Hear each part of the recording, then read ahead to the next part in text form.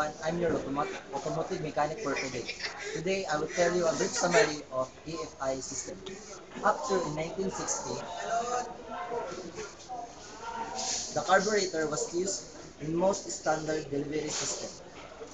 However, however, in 1978, Toyota developed its EFI system that delivers fuel to the engine by electronically controlled injection into the intake process rather than by a carburetor.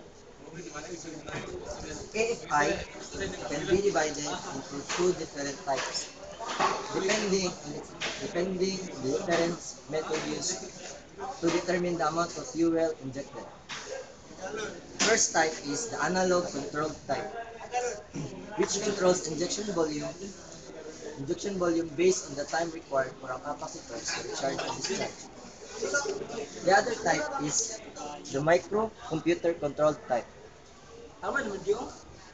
in which a computer is used to store data in memory to determine injection volume. Thank you.